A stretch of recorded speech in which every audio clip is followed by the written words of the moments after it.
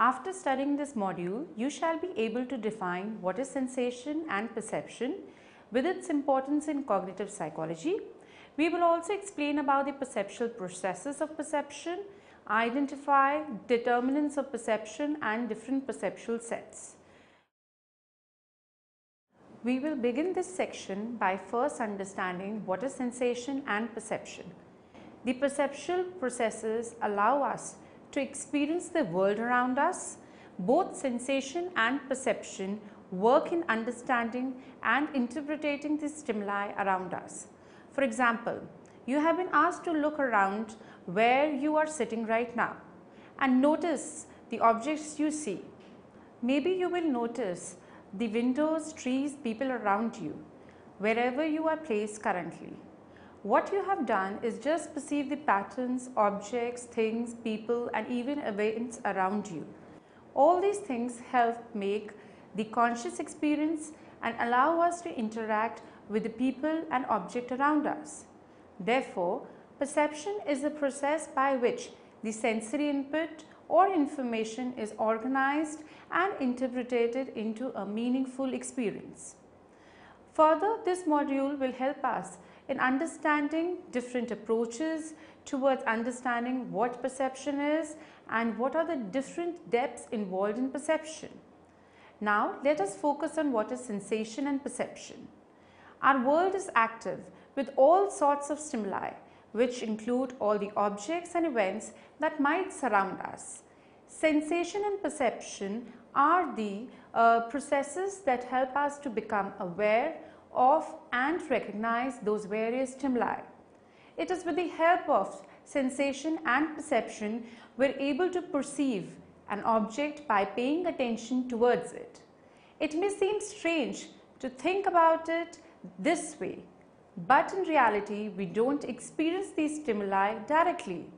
Rather, our senses allow us to get information from our environment and then take that information and form a perception of the world. Accordingly, this helps us in understanding what sensation is. Sensation is basically a process of receiving and transforming the stimulus energies into neural energy. Physical energy such as light, sound and even heat is detected by specialized receptor cells in the sense organs. These receptor organs would be your eyes, ears, skin, nose and tongue. When the receptor cells basically register a stimulus, the energy is converted into an action potential that relays information about the stimulus through the nervous system of the brain. When it finally reaches the brain, the information travels to the appropriate areas of the cerebral cortex.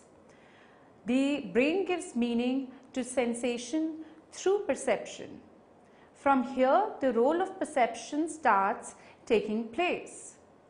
Perception is basically the process of receiving the sensory input and further interpreting it into meaningful world around us, and involves both the recognition of environmental stimuli and actions in response to these stimuli. With the help of these perceptual processes, we gain information about the properties and elements of the environment around us, and which holds importance also. Perception not only creates our experience of the world around us, it also basically allows us to act within our environment.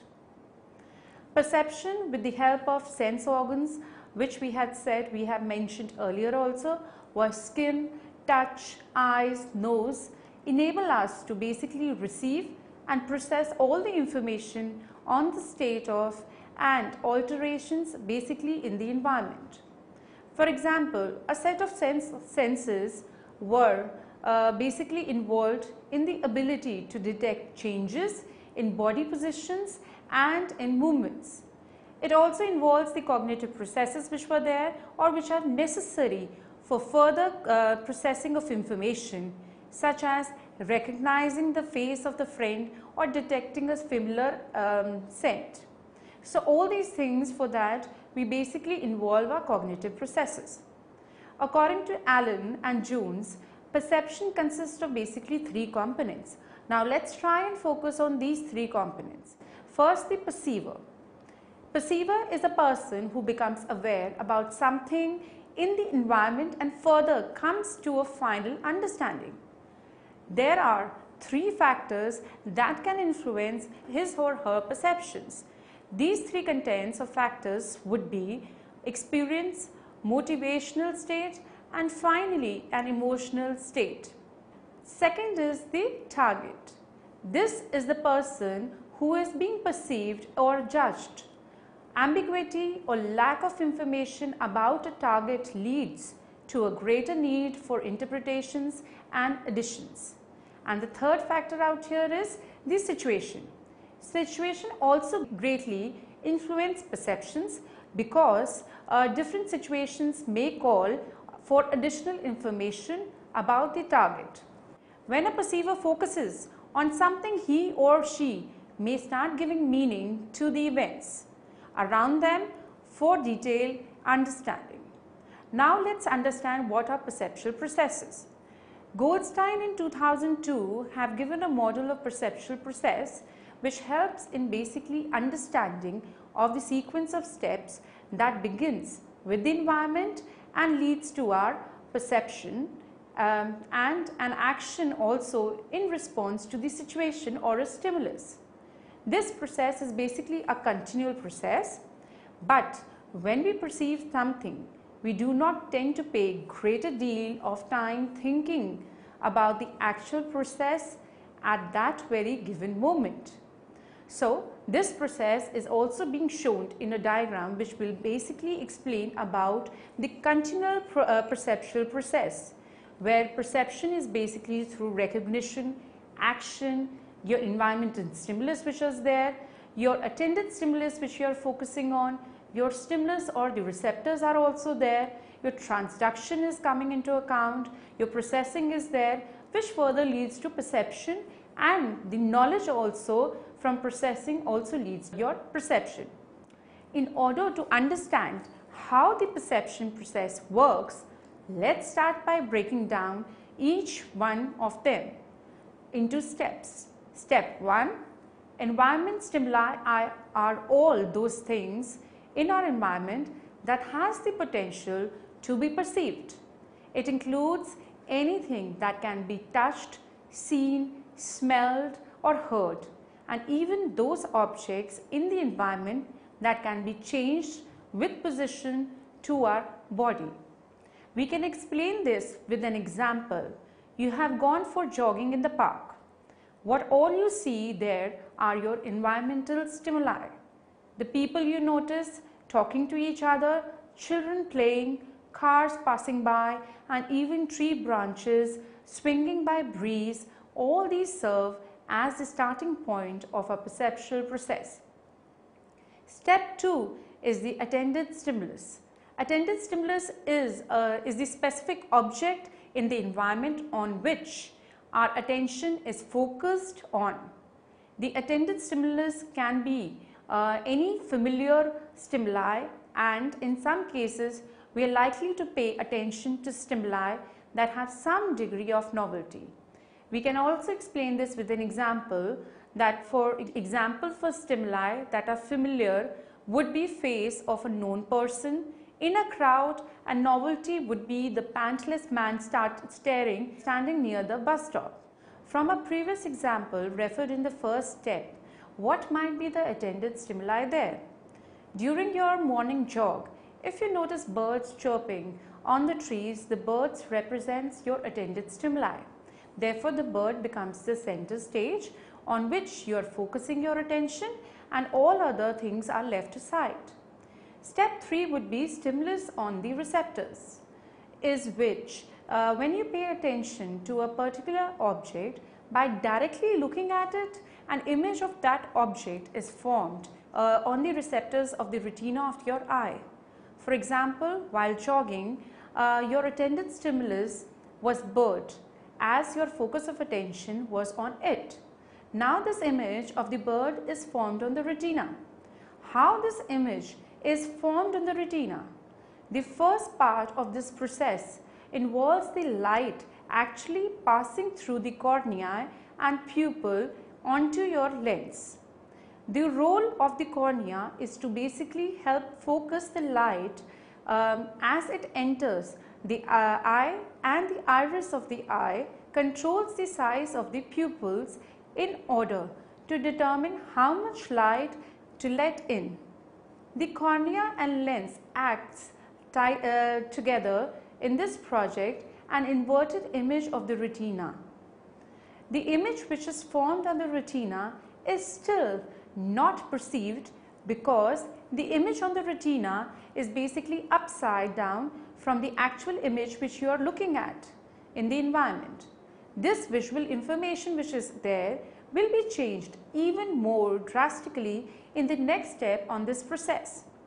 The step 4 out here is the transaction process, in which the image on the retina is then transformed into electrical signals. This further basically allows the visual messages to be transmitted to the brain that can be interpreted. Therefore, we can say that it is a process of basically transformation of one form of energy into another. For example, when a button is pressed on the bank teller machine, the perceptual produced, basically the pressure which is produced by the finger is transduced to your electrical energy. So how you are able to interpret the image on the retina? The answer is that the rods and cones basically contain molecules called retinal, which is responsible for reducing the light into visual signals that are basically then transmitted via your nerve impulses. Let's understand the step 5, which is basically the processing. It is the next step of perceptual process, where electrical signals are basically undergo neural processings. So the path which is followed by a particular signal basically depends on what form of signal it is. Through the series of interconnected neurons located throughout the body, electrical signals are basically transmitted from the receptor cells to the brain. In our previous example, the image of birds chirping was basically on the trees was basically received as the light on the retina, which is then transduced into an electrical signal and then processed through the neurons that are located in your visual networks. These electrical signals basically generate new signals also in the cells of the nervous system called the neurons. This process is basically referred as the neural processing. Now let's understand what is step 6. Step 6, which is the perception, is the next step of perceptual processing. Perceive the stimulus object in the environment. It is at this point that we become consciously aware of the stimuli or the stimulus. Thus, it is the conscious sensory experience.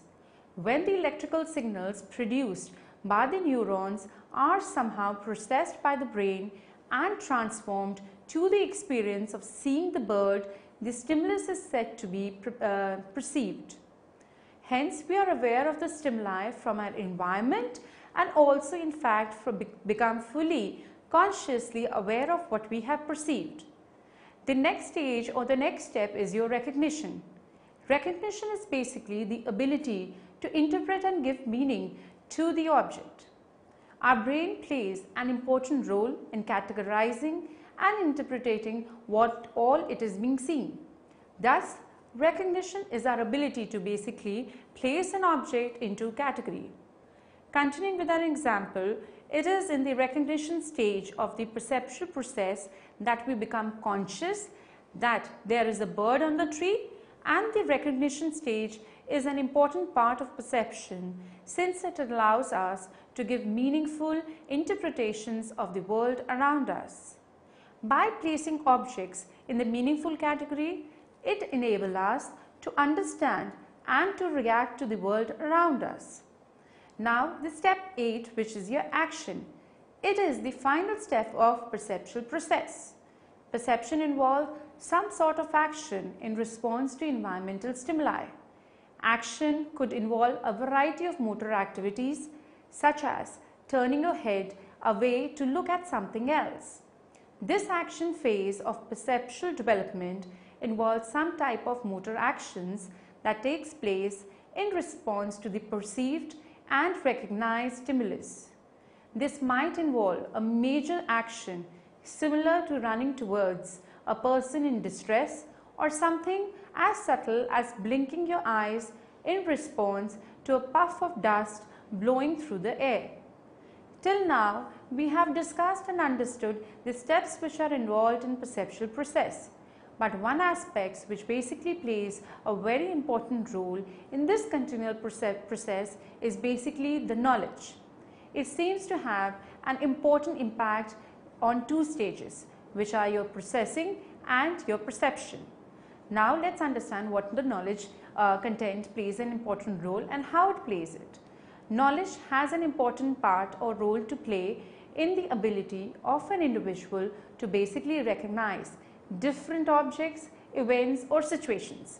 For example, using previously acquired and stored knowledge of different animals, the man was able to recognize and identify the bird sitting on the branch of a tree. Thus, knowledge is involved while perception basically triggers your recognition. The inclusion of knowledge of information in this cycle makes it possible for us to distinguish between two types of perceptual processing. When the process starts from the stimulus on receptors and further basically travels towards the perception, it is called the bottom-up processing. The process that starts with the knowledge that a person gathers from the environment is a top-down processing. Now let's understand what are the different determinants of perception. How do we explain that individuals might look at the same object or thing yet perceive them to be differently? A number of factors basically operate to shape and sometimes distort your perceptions. These factors can reside within the perceiver from the object or target being perceived, or in the content of the situation in which the perception is made. Different factors basically influence in the perception of objects around us or in the world. To understand, two views exist. One that focuses on the external factors involved in the perception of objects, and another is the constructivist perspective, which are your internal factors. Before explaining on these two views, it becomes necessary for us to understand what do we mean by perceptual set. Perceptual set theory stresses the idea of perception as an active process involving basically selection, inferences and interpretations. Perceptual set refers as a bias of readiness of the perceiver of the available sensory data and to ignore others. Thus, perceiving and recognizing of the objects depends not only on objective qualities, features of the object, but also on the conditions the organism is in, called perceptual set. Therefore, perceptual set is the easiness with which a particular category is used for perceiving a particular material. It depends on two groups or the factors which are there. First is the external factor and second is the internal factor. External factors are basically responsible for learning the probability of occurrence of certain objects in a given category.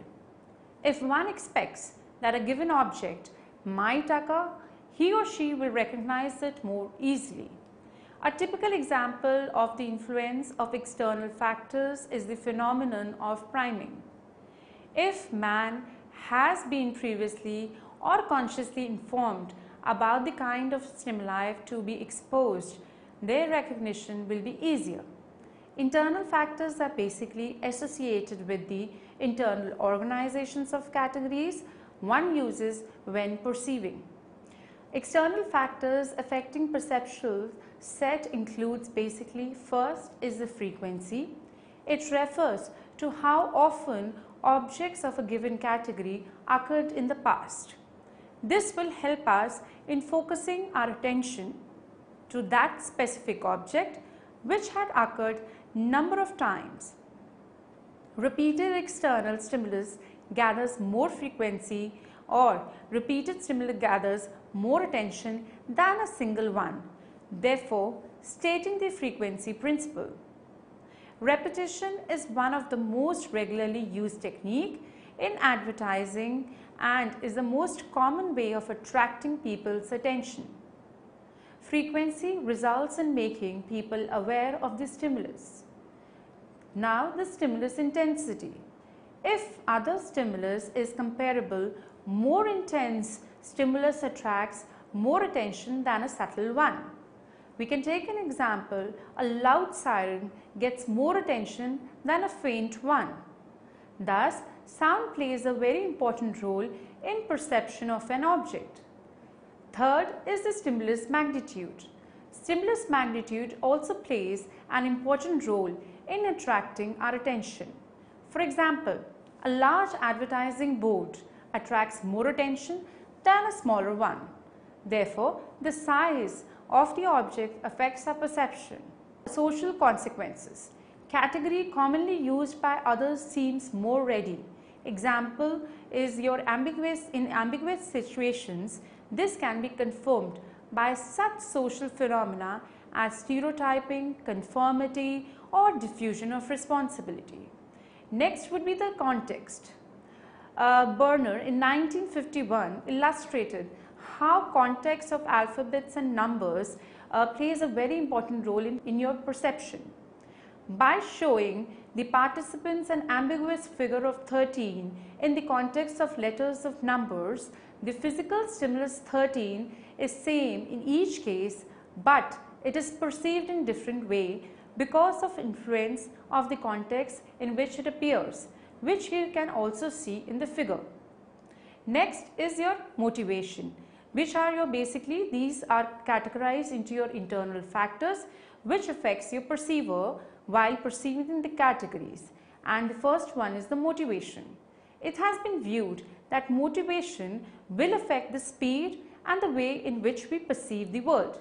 Alport in 1955 has distinguished 6 types of motivational influences on perception, which are your bodily needs, your reward and punishment, your emotional connotations, your individual values, your personality, the value of object. We can also say that Goldman had aimed to explain how motivation may influence your perception. They had asked both poor and rich children to estimate the sizes of coins. It was observed that poor children overestimated the size of every coin more than the rich children. Sandford in 1936 basically deprived participants for food with varying lengths of time up to 4 hours and then showed them confusing pictures. Participants were more likely to interpret those pictures to be related with food as they had been deprived of food for a longer period of time. Next is your emotions. Many researchers have suggested that our emotional state will be affected the way that we perceive the events. For example, there is a term called perceptual defense that refers to the effects of emotions on perception. Number of findings from different experiments show that when we perceive words which might evoke unpleasant emotions take longer time to be perceived at a conscious level than the neutral words. It is almost as if our perceptual system is defending or stopping us from being upset or offended, and it does not allow us to perceive something as quickly as it should. The next internal factor out here is your expectations. Expectations basically refers to the idea that we perceive to some extent, which are basically influenced by our own expectations. Expectations is useful as it allows the perceiver to focus their attention on particular aspects of incoming sensory information and allowing them to know how to deal with the selected data, how to classify, understand it, and even name it. Expectations basically affects other aspects of perceptions also. For example, we might fail to notice printing errors or writing errors because we are expecting to see words or letters. The next internal factor would be your culture. The cross-cultural studies seems to indicate that history and culture basically plays an important element in how we perceive our environment.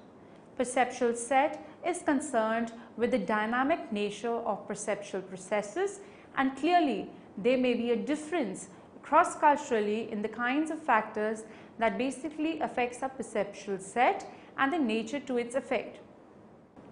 Derigotsky in 1972 investigated on the fact that whether pictures are seen and understood in the same way by different cultures. His findings have even suggested that perceiving perspectives in drawings is in fact refers to as specific cultural skill, which are basically learned rather than automatic. He found people from several cultures to prefer drawings which don't show perspective but instead are split as to show both sides of an object at the same time. Till now, what we have studied in this module, let us have a summary of that. Let's recap what we have studied in this module till now. Sensation, the process of receiving stimulus, energies from the external environment and then transforming these energies into neural energy.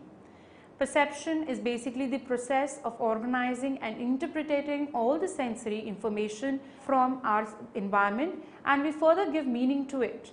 It also involves the cognitive processes required to process the information. There were three components of perception, and we have also identified the role of perceiver, the target and the situation out here. We have also studied the perceptual model as explained by Goldstein, which helps in understanding the sequence of steps involved in perception. It is a continual process where each step has its own importance, from environmental stimulus, attended stimulus, stimulus on the receptors, transduction, processing, perception, recognition and even action. Different views had existed to explain the factors involved in perception of objects. The two views that plays an important role are your external and internal factors. External factors basically affects your perceptual set, are your frequency, context, intensity, magnitude and social consequences. Internal factors, which were the relevance, are the study to determine perceptions are the role of motivation, expectations, emotions and the cultural context.